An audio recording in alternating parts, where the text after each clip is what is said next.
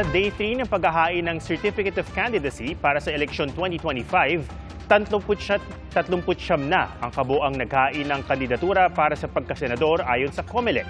35 naman ang naghain para sa party list. Saksi, si Sandra Aguinaldo.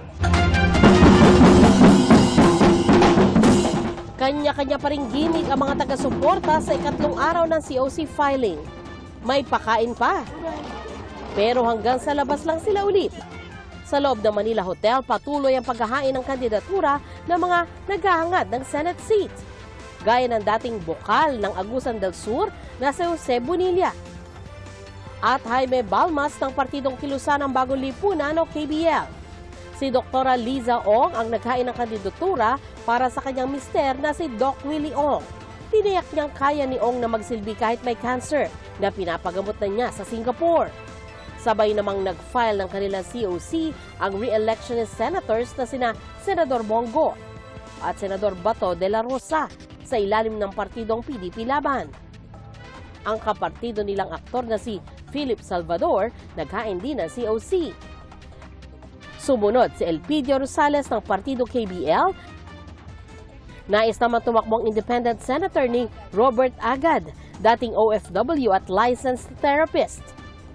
Ganon din si Khaled Casimira, nagpakilalang graduate ng Information Technology course. Si Jimmy Salapantan, nagpakilalang isang engineer at nagtrabaho sa shipping industry. Sumunod din ang independent na si Rex Noel na hindi nagpa-interview sa media.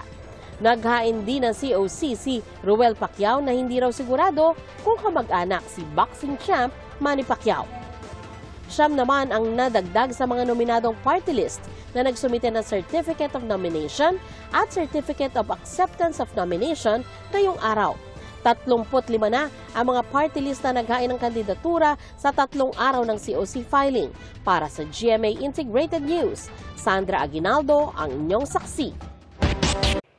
Mga kapuso, sama-sama tayong maging saksi. Mag-subscribe sa GMA Integrated News sa YouTube at para sa mga kapuso abroad, samahan niyo kami sa GMA Pinoy TV at sa www.gmanews.tv.